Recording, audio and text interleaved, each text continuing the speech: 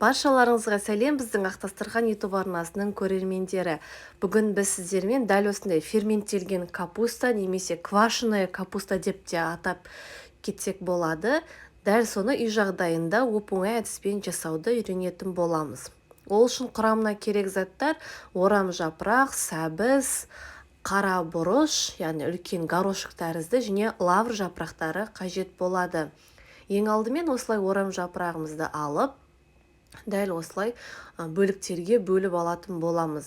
Бұл жерде мен көптеу қылып жасап жатырмын. Сіздер осылай бір орам жапырақ және бір сәбізбен де жасай берсеңіздер болады. Өйткені өте көп көлемде шығады. Бір жасап қоятын болсаңыздар, сіздерге ол бір апта 10 күнге беймарал жетеді. Яғни күнделікті егер сіз түскі ас немесе кешкі ас уақытысында дәл осы квашеная капуста немесе ферменттелген капуста деп айтсақ болады, соны пайдаланатын болсаңыз, яғни рационыңызға қосатын болсаңыз, міндетті түрде сіздің иммунитетіңізді көтереді. Себебі бұл квашеная капустаның пайдасы орасан зор.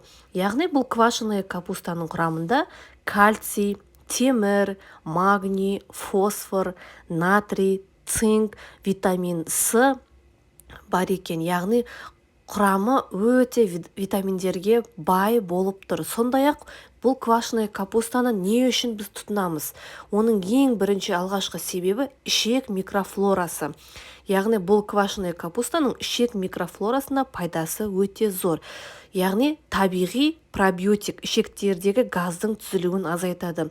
Егер сіз тұмау болсаңыз, немесе денеңіз суықтап ауыратын болсаңыз, немесе антибиотик қабылдағаннан кейін бізге әдетте дәрігерлер пробиотиктерді тағайындап жатады, дәрілерін. Ал егер осы дәріні алмай-ақ, сіздер үй жағдайында осылай қарапайым квашеная капустаны жасап-ақ сіз пробиотикті алсаңыз болады екен.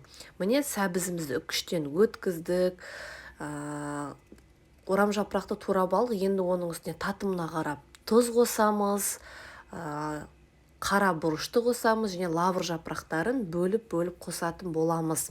Енді дәл осыны барлығын суы шыққанша капустамызбен сәбізіміз жақсылап өлгенше дейді ғой, тура солай езіп тұрып араластыратын боламыз. Міне қараңыздар, бір орам жапырақпен бір сәбіздің өзінен қанша үлкен көлемде бір керсенде бізде капуста шықты.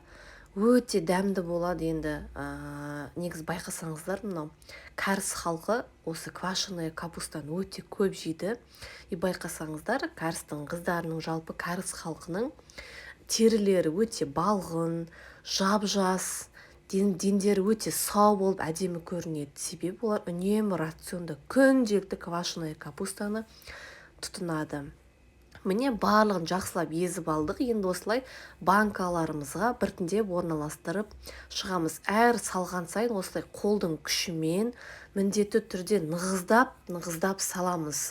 Сонда оның суы шығып тұратын болады. Міне барлығын осылай орналастырамыз.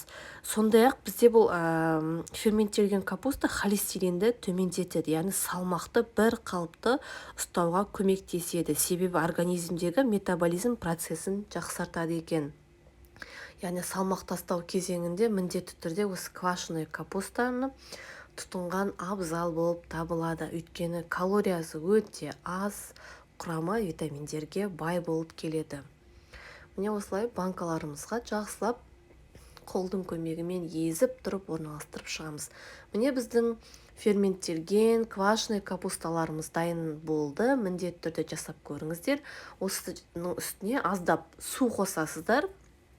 Капустамыздың шамалы жартысына жеткенге дейін, одан соң тоңазытқышқа салып сақтай берсеңіздер болады. Міне біздің капустамыз дайын болды. Міндетті түрде жасап көріңіздер, және арнамызға тіркеліп, лайк басып, комментарий қалдыруды ұмытпаңыздар. Ал ас болсын сіздерге.